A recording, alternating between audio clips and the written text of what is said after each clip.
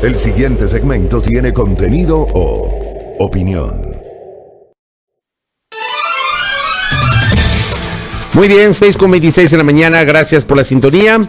Algunos temas para comentar el día de hoy. No se olviden recordarles siempre a nuestra querida audiencia, nos pueden sintonizar a través de nuestras frecuencias en señal abierta en Pichincha, Esmeraldas y Manabí. Estamos en internet por www.radiomajestad.com. Estamos en Santo Domingo de los Áchilas a esta hora por el canal 3 para los suscriptores del sistema TVNet. Estamos transmitiendo de modo digital a través de nuestras plataformas de Majestad Radio en la fanpage de Facebook, en el Facebook Live, ustedes ya lo conocen. Hace algo así como 3 años que transmitimos digitalmente desde la fanpage de Majestad Radio en Facebook, e igualmente desde hace pocas semanas estamos también con nuestro canal de YouTube de Majestad Radio, así que tienen diferentes opciones para que ustedes tengan la gentileza de conectarse con nosotros y participar de este espacio de noticias. Gracias, como siempre, por vuestra generosa sintonía. Un abrazo para todos, un abrazo para todas. Bueno, tengo en la bitácora algunos temas para comentar el día de hoy. Y claro, nos duele lo que está pasando en Colombia. Lo de Colombia realmente es complejo. Es inevitable que haya la comparación con lo que ha pasado acá en el Ecuador. Todos los portales de noticias internacionales dan cuenta justamente de la escalada del nivel de violencia de las protestas en varias ciudades colombianas. BBC Mundo, por ejemplo, dice: protestas en Colombia, cómo la violencia se tomó las calles del país y por qué Cali es el epicentro. La escalada de violencia en Colombia con Cali como epicentro, pero también municipalidades pequeñas y de tamaño medio, tienen las principales carreteras bloqueadas, decenas de peajes destrozados y cientos de edificios públicos y privados quemados. Habla también BBC Mundo, me parece que es un portal absolutamente serio, muy serio, yo creo que de los más serios en los cuales se puede encontrar información valiosa. Hace una mirada a lo que es el SMAT, el cuestionado escuadrón antidisturbios señalado por las muertes de los manifestantes en ese país. Declaraciones de la alcaldesa de Bogotá, Claudia López, quien ha advertido que la escalada de violencia ha sido brutal, pero descarta la militarización de la ciudad.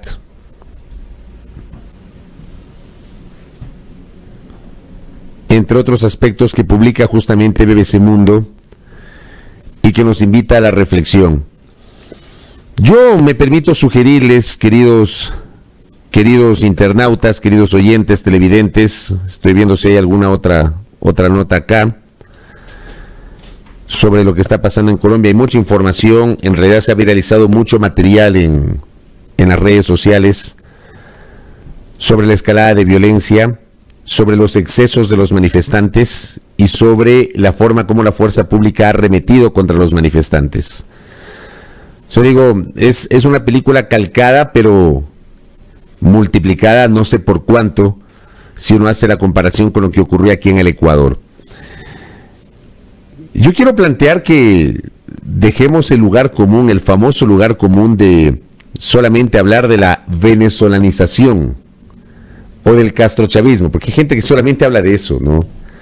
No se analizan las cuestiones de fondo, se niegan a revisar, por ejemplo, cuál ha sido la situación histórica del Estado colombiano,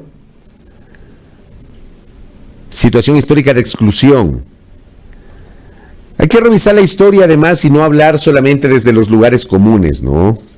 Revisar la historia y entender cómo, por ejemplo, germinó la semilla de la subversión del propio terrorismo en el vecino país. ¿Cómo germinó la guerrilla en el vecino país? ¿Cuál fue el origen de las Fuerzas Armadas Revolucionarias de Colombia, las FARC? Que durante más de medio siglo pusieron en vilo a la población colombiana. Esa semilla fue plantada a partir de la exclusión social y esa fue la génesis del nacimiento de las FARC. Las FARC nacen así, La guerrilla colombiana nace a partir justamente de demandas sociales, del abandono del campo, del abandono a los más necesitados. Así nace la guerrilla colombiana, que luego evidentemente su lucha social, que fue encabezada por Manuel Marulanda, alias Tiro Fijo, se desnaturalizó con el paso del tiempo, es otra cosa. Que las FARC de un movimiento guerrillero se convirtió en un movimiento terrorista, y que de la lucha social pasó a actividades de narcotráfico, hay evidentemente para comentarlo, pero yo parto de la génesis de lo que ocurrió justamente en ese país. Gracias a Néstor Aguilera, que me comparte la publicación de Diario El Tiempo de Bogotá. Noche de terror en Bogotá, disturbios y 16 CAI atacados. La alcaldesa ha pedido que el ejército custodie estaciones. Se registró vandalismo. Dice, una jornada de protestas en relativa calma en la noche del martes regresaron los hechos de vandalismo a Bogotá. La alcaldesa Claudia López señaló que había pedido al Ministerio de Defensa que la fuerza pública ayudara a custodiar estaciones y URI, donde están hacinados 2.825 detenidos. También informó que ante la escalada de violencia durante la noche se registraron 30 civiles y 16 policías heridos. Además, el sistema de transporte masivo operará hasta las 3 de la tarde con solo el 60% de su operación. La noche de terror que ayer ha vivido Bogotá. Pero no nos quedemos, querida audiencia, en el lugar común de hacer solamente la odiosa comparación, porque me parece a mí que lamentablemente el análisis se queda en el sesgo. Como pasó en Ecuador en octubre del 2019, como pasó en Chile en octubre-noviembre del 2019, como pasó en la propia Colombia en el año 2019, como ha pasado en otros países, que automáticamente enlazan a Venezuela con lo que está pasando en la región y no se ponen a analizar un poquito cuáles son las demandas, pues. Alguna gente dice, ¿por qué razón siguen protestando si ya anunciaron el retiro de la reforma tributaria? No. La reforma tributaria se convirtió solamente en el detonante o en la cereza del pastel que termina por convertirse en el destapador de una olla de presión que estalló. Eso fue la reforma tributaria. Eso fue la reforma tributaria de Colombia. En Colombia hay una larga historia de exclusión social. En Colombia hay una larga historia de políticas conservadoras que hay que leer y que hay que revisar para poder entender las razones por las cuales se mantienen las protestas en el vecino país. Colombia tiene unas lógicas totalmente distintas a las que tenemos en el Ecuador, a partir justamente de más de medio siglo de violencia. Colombia es un país que tuvo que enfrentar y soportar la violencia de la guerrilla, representada en las FARC y luego en el Ejército de Liberación Nacional, y en los grupos paramilitares asociados a la extrema derecha colombiana que se encargaron del exterminio de los grupos de izquierda. En los 80s, el famoso M-19, que luego entregó las armas, tanto así que uno de sus miembros se convirtió en un connotado político colombiano, Antonio Navarro Wolf, por mencionar otro ejemplo. Yo les quiero plantear, analizar con mucho más detenimiento para poder emitir una opinión sobre lo que está pasando en Colombia. Que es terrible, pero tiene razones de fondo que van más allá de las formas que se pretenden mencionar. La alcaldesa Claudia López, y gracias a María Eugenia Molina que me comparte el tuit de la alcaldesa, las escenas de dolor, rabia y violencia que vimos anoche son inadmisibles, pero primero acorralar, luego encerrar, luego incendiar, contemplar a seres humanos quemándose y cuando logran salir además correr tras ellos a golpearlos. ¿Qué es eso? Toda violencia debe parar ya, refiriéndose justamente a la reacción de la fuerza pública.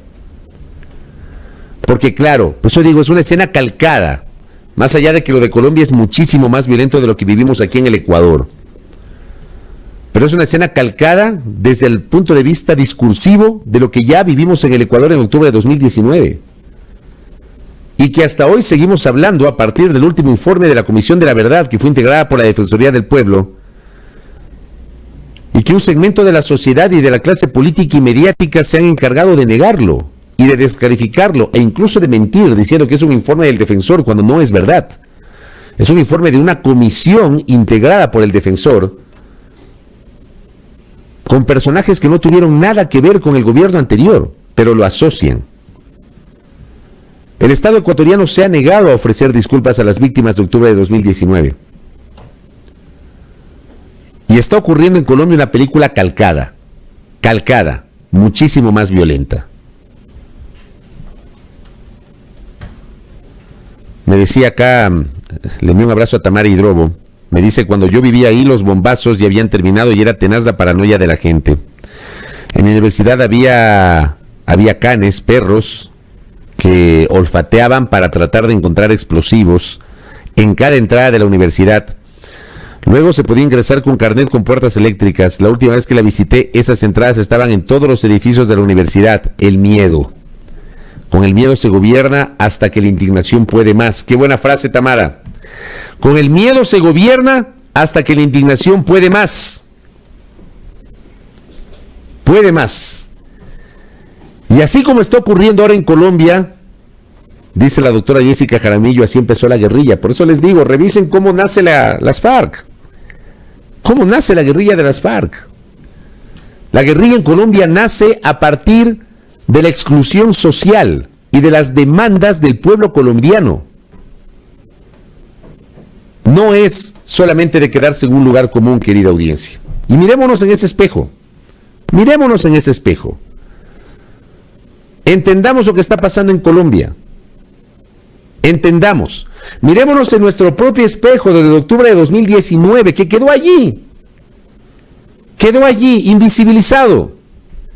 Nos dieron un placebo en octubre del 2019 cuando quitaron el famoso decreto que supuso la eliminación de los subsidios para los combustibles, pero que nos lo metieron por las tranqueras pocos meses después, aprovechando la pandemia, el confinamiento, aprovechando que la gente estaba en otra onda. Hoy ya nadie dice nada sobre lo que germinó a partir de las protestas de octubre, lo que provocaron las protestas de octubre. Finalmente tuvimos, octubre no sirvió para nada, porque igual nos quitaron los subsidios sin ningún tipo de diálogo con la sociedad y sin ningún tipo de análisis sobre la focalización necesaria de los combustibles, del precio de los combustibles. Esto no ocurrió.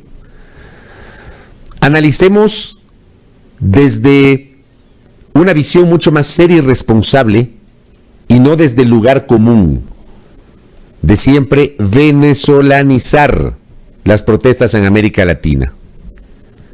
Es un planteamiento que les hago con todo respeto para mi querida audiencia.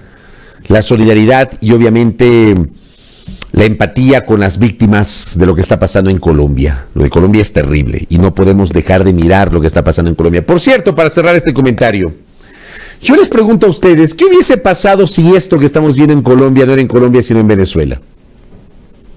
¿Qué hubiese pasado? ¿Qué hubiese pasado si las expresiones de violencia que se ha visto con mucha fuerza en Bogotá, en Cali o en Medellín se hubiesen visto en Caracas? ¿Cómo hubiese reaccionado la comunidad internacional frente a eso? ¿Cómo hubiese reaccionado el señor Almagro, el inefable secretario general de la Organización de los Estados Americanos, si es que esto hubiese ocurrido en Venezuela? ¿Saben por qué les hago esta reflexión? Porque resulta que la comunidad internacional, la supuesta comunidad internacional y estos organismos que están allí disque para resguardar el respeto a los valores democráticos, ¿ya?, tienen un pronunciamiento cuando se trata de un país y otro tipo de pronunciamiento, de hechos similares cuando se trata de otro país. Entonces, la reacción internacional sobre los excesos de la fuerza pública colombiana no ha sido la misma, pues. No ha sido la misma. Si estos hechos hubiesen ocurrido en Venezuela o en la Bolivia de Evo Morales, con toda seguridad hubiésemos tenido una condena al unísono internacional, ¿no? Pero como pasa en Bogotá, como pasa en Colombia, Y como el gobierno colombiano tiene una orientación política distinta, entonces no hay las mismas reacciones. No las hay. No las hay. Yo no le he visto al señor Almagro condenando al unísono la violencia del Estado colombiano. Pero por supuesto, no solamente hay que hablar de la violencia de los manifestantes. Hay que hablar de la violencia, de la represión de las fuerzas públicas del Estado colombiano, militares y policías, pues. Hay que hablar de Uribe y de la actitud de Uribe que ha arengado para que los militares salgan y disparen. Entiendo que ayer escribió un tuit que luego se lo bajaron. Por aquí José Antonio ayer me envió la captura de pantalla del tuit de Uribe que se lo bajó la propia red social. Por aquí lo tengo.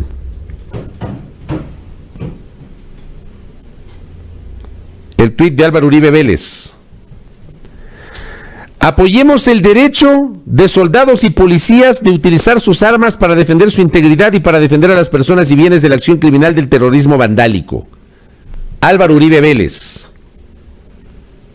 Ese tuit fue bajado por la red social Twitter. Ese tuit. Y eso no ha merecido pues la condena internacional. Yo no he visto al unísono que los estados se unan para rechazar lo que está pasando en Colombia. Por eso hago la odiosa pero necesaria comparación, pues. ¿Por qué no hay las mismas reacciones? Porque depende del país. Porque como el impresentable gobierno de Maduro les cae mal, y como Maduro les cae mal, entonces pasa algo en Venezuela y automáticamente viene la reacción internacional, y viene Bosé, y viene Juanes, y viene Alejandro Sanz, y todos esos artistas que hacen conciertos, que Pride por Venezuela, que no sé qué. Pero cuando se trata de Colombia, vea, calladitos. No hay coherencia, querida audiencia, no hay coherencia. No hay coherencia. Porque se maneja un discurso para unos y un discurso para otros. Porque los que condenan la represión, entre comillas, del gobierno de Morales, no condenaron la represión del gobierno de la señora Áñez, por ejemplo. Así es así es el manejo de la opinión pública. Así terminan siendo. La comunidad internacional tiene que condenar los hechos, venga de donde venga, e independientemente de los gobiernos. Si es Duque o si es Maduro. El gobierno ecuatoriano ha hecho mutis camino al foro, pues. Yo no he visto un pronunciamiento, no me sorprende tampoco, un pronunciamiento del gobierno ecuatoriano. De un gobierno que sí, para unas cosas aparece rápidamente para condenar y para otras simplemente o se demoran una eternidad o se quedan calladitos. Voy a chequear una entrevista que me envía Néstor Aguilera. Ha tenido una entrevista tensa Álvaro Uribe Vélez con CNN. Se molestó cuando se lo cuestionaba. ¿Será que le pasó lo mismo que la famosa entrevista del señor del Rincón con el señor Roldán? Igualmente asociada a los hechos de octubre. Es lo que pasa cuando tienen el poder, cuando se ostenta el poder. Entonces ampliemos la visión, ¿no? Ampliemos la visión. Yo siempre digo, no hablemos desde el lugar común, desde los sesgos, desde los odios, desde la animadversión. Investiguemos un poquito cuál es la génesis de las protestas sociales en Colombia. No es la reforma tributaria nomás. La reforma tributaria terminó convirtiéndose en el detonante que provoca un estallido social de temas que sistemáticamente han provocado exclusión y sobre los cuales la sociedad colombiana está demandando respuestas y está demandando un cambio y entender por qué razón germina la violencia en el vecino país. Así tal cual, querida audiencia. Bueno, les dejo con ese mensaje. Tacho el tema Colombia. Hablemos del tema Cynthia Viteri. Cynthia Viteri ayer, la alcaldesa de Guayaquil reaparece públicamente para anunciar lo obvio. Silrat dio lectura a la nota que publicó el portal Primicias. ¿Qué anunció Cynthia Viteri el día de ayer, la alcaldesa de Guayaquil? Justificó su ausencia, refiriéndose a la importancia de la salud de su hija. Recordó el trabajo de su administración en el contexto de la pandemia. Sostuvo que fue ella quien involucró a la Contraloría y a la Fiscalía en las investigaciones de los contratos y anticipó que colaborará con las autoridades en el proceso con la seguridad, dijo Cynthia Viteri, de no haber cometido ninguna infracción. Hizo cambios en su equipo de comunicación, dijo que nombrará un vocero oficial que esté a la altura de las circunstancias y que tendrá un contacto fluido con los medios. Yo realmente no sé qué pasó, no sé si es que la relación alcaldesa, municipalidad, prensa se rompió. No sé cómo está funcionando hoy. ¿Y saben por qué les hago esta referencia?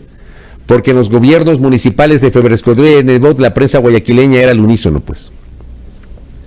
Y perdónenme, no me lo contaron. Yo trabajé en Guayaquil, yo viví en Guayaquil, yo nací periodísticamente en Guayaquil y yo sé perfectamente cuál era el comportamiento de los medios de comunicación en Guayaquil.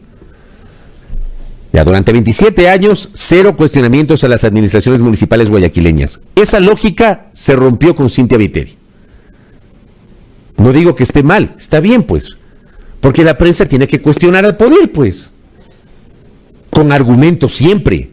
Con argumentos. Con rigor. No como hacen algunos portales que como les cae mal determinada autoridad municipal, la insultan, la agreden y publican cualquier cosa. No, eso no es prensa. Eso no es periodismo. Periodismo es cuestionar con argumentos, con rigor, con responsabilidad. Eso es periodismo. Y eso tiene que ocurrir sea quien sea el alcalde. Así como hoy cuestionan a Yunda, debieron haber cuestionado a Rodas. Así como hoy cuestionan a Viteri, debieron haber cuestionado a Nebot. Tal cual. Tal cual. Así como hoy cuestionan a Paola Pavón, debieron haber cuestionado a Gustavo Baroja. Tal cual. Así tiene que ser. Así como cuestionaron a Morales, ya fallecido, debieron haber cuestionado a Jimmy Jairala y antes de Jimmy Jairala, Nicolás Lapenti, en el caso de la prefectura del Guayas. Así tal cual. Pero en Guayaquil, y yo insisto, yo conozco la realidad guayaquileña. Porque yo trabajé en Guayaquil, porque yo tengo lazos que me unen con la ciudad de Guayaquil. Yo sé perfectamente cómo se manejan las cosas en Guayaquil. Entonces, durante 27 años, la municipalidad tuvo una prensa complaciente en la ciudad de Guayaquil. ¿Qué pasó cuando Nebot se fue de la alcaldía y llega Cynthia Viteri? Se rompió. Yo no sé por qué. No conozco yo los entretelones. Pues está claro que se rompió. ¿Qué se rompió? Entonces ahora la alcaldesa anuncia que ha modificado su equipo de comunicación y que va a nombrar un vocero oficial que esté a la altura de las circunstancias para que tenga un contacto fluido con los medios. Y luego de eso anuncia lo lógico, lo obvio. Reorientará los fondos del presupuesto municipal para satisfacer las necesidades populares y obras públicas de la ciudad y suspenderá los contratos y licitaciones en curso sin precisar cuáles. A ver, empiezo por lo primero. O sea, este es un anuncio totalmente lógico y básico, que se va a reorientar el manejo de los recursos municipales de Guayaquil para satisfacer las necesidades populares y obras públicas de la ciudad. ¿Y por qué no lo pensaron antes?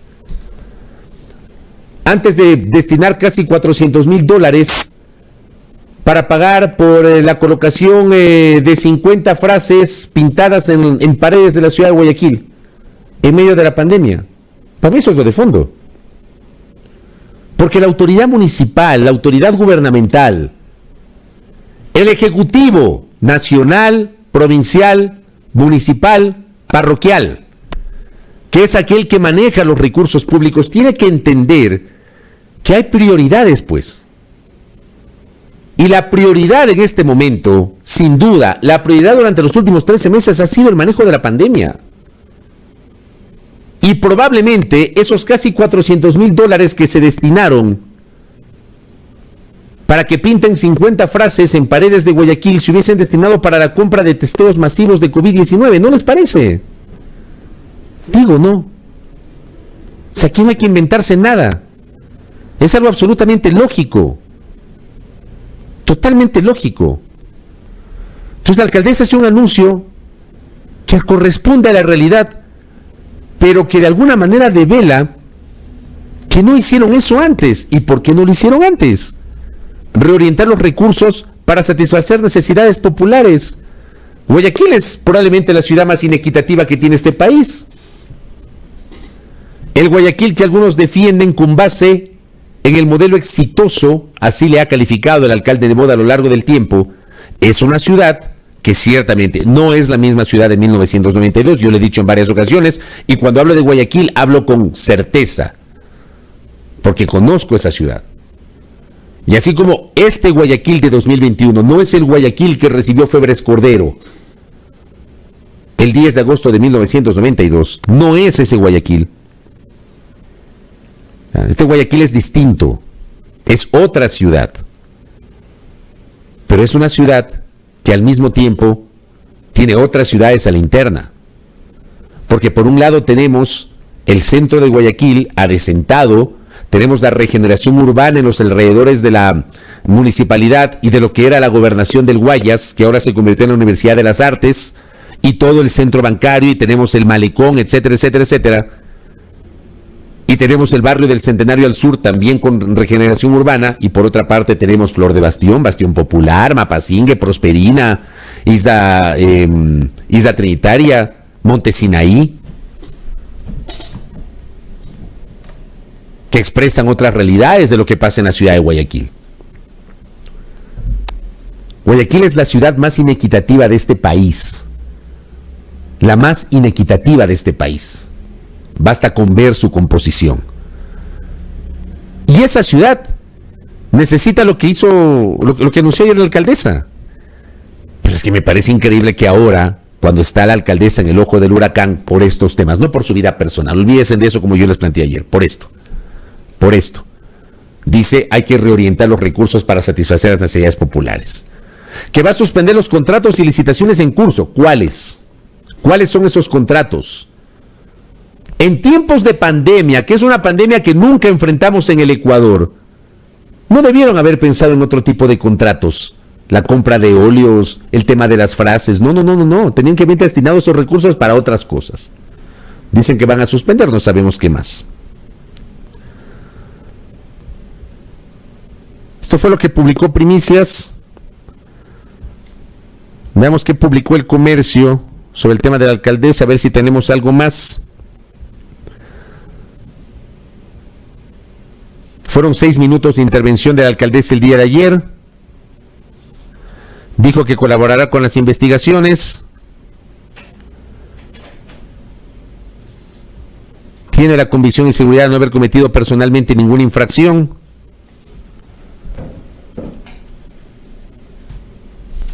Habló de la inmediata reorientación de los fondos del presupuesto que ya lo acabamos de decir. Acá, por ejemplo, hay un añadido que también dijo la alcaldesa que me parece importante y que lo trae a colación El Comercio. Les comunico que dentro de esa línea y sin perjuicio de la acción de terminación unilateral de contratos pertinentes, se ha ordenado la suspensión del trámite de otros contratos y declarar desiertas varias licitaciones que se habían adjudicado. ¿Por qué ahora? Doctora Cintia Viteri Jiménez, ¿por qué ahora? ¿Por qué no antes?